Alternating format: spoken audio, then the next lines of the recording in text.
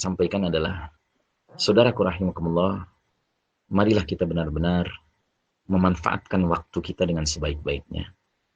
Dengan mengokohkan ruhut taubah, spirit kita ingin bertaubat kepada Allah Ta'ala.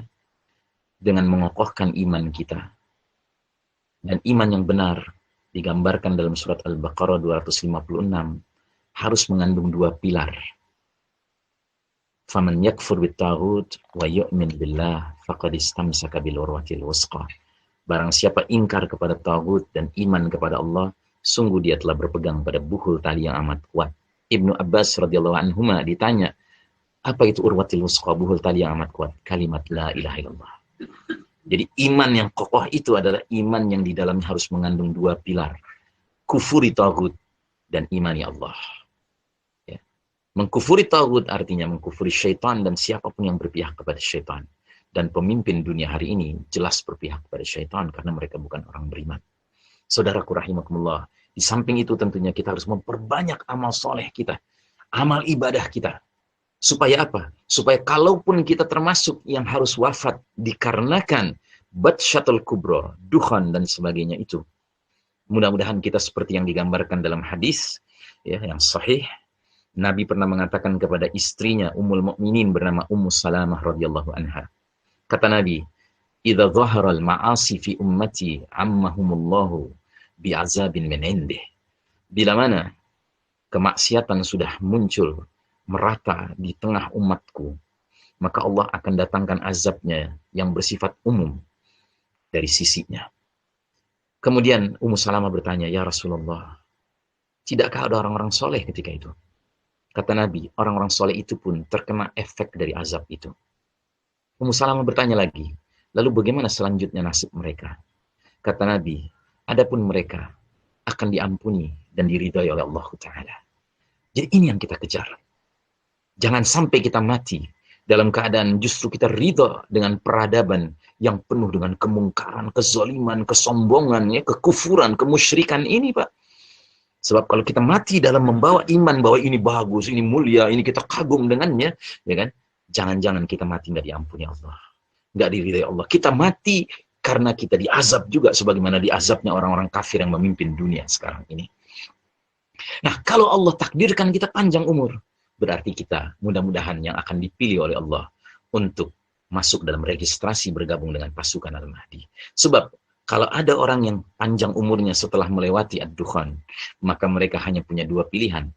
Atau registrasi masuk ke dalam barisan Al-Mahdi, atau registrasi masuk ke dalam barisan Dajjal yang pasti akan muncul tidak lama setelah Al-Mahdi muncul. Ini yang harus kita persiapkan sekarang ini, saudaraku rahimakumullah.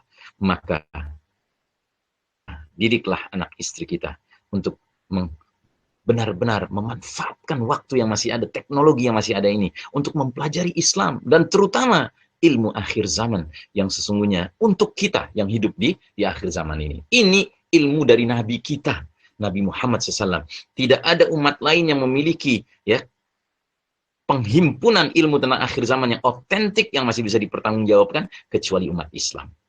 Tapi sayang, sebagian umat Islam bahkan nggak peduli dengan akhir zaman. Bahkan ada yang ketika diingatkan bahwa dunia ini sudah mau berakhir, mereka mengatakan, oh masih jauh Ustadz, janganlah menakut-nakuti kita. Ya kan? Masih jauh Ustadz, ini dunia masih jauh, kita masih banyak yang harus kita explore. Bahkan kita nanti akan bikin kehidupan di bulan, kita bikin kehidupan di planet Mars. La haula wala quwwata illa billah. Adalah prinsip yang sangat penting. Lebih baik kita keliru menyangka ini sudah dekat, daripada kita keliru menyangka tanda-tanda besar ini masih jauh. Orang yang keliru menyangka sudah dekat, setidak-tidaknya muncul dalam dirinya semangat untuk ya siap siaga. Tapi orang yang keliru menyangka masih jauh, yang cenderung timbul adalah sikap lalai. Sekali lagi, mudah-mudahan Allah Ta'ala menjadikan kita hamba-hambanya yang pandai memanfaatkan waktu yang ada, terutama ketika teknologi ini masih ada, untuk mendalami ya, ilmu al-Islam, wabil khusus ilmu akhir zaman. Bayangkan, orang Yahudi saja sudah menanam pohon gorkot, Pak, di Israel. Padahal hadis tentang gorkot itu hadisnya Nabi Muhammad SAW. Sementara sebagian kaum muslimin bahkan belum tahu menahu tentang hadis itu. Bahwa ada hadis yang menggambarkan kita umat Islam bakal memerangi Yahudi sebelum al-as-sa'ah terjadi. Wallahu a'lam bishawab. Jazakumullahu khairan. Baik. Jazakallah khairan Ustaz.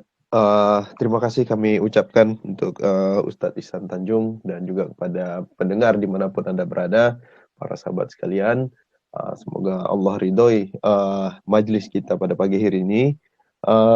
Kami mohon maaf jika ada kesalahan ataupun tutur kata yang tidak berkenan. Mari kita tutup tausiah online kibar pada pagi ini dengan doa kafaratul majlis. Subhanakallahumma wa bihamdika asyhadu an la ilaha illa anta astaghfiruka wa atubu ilaik. Baik, terima kasih atas partisipasi para pendengar sekalian. Insya Allah kita akan jumpa lagi di tausiah online kibar pada minggu depan. Assalamualaikum warahmatullahi wabarakatuh. Waalaikumsalam.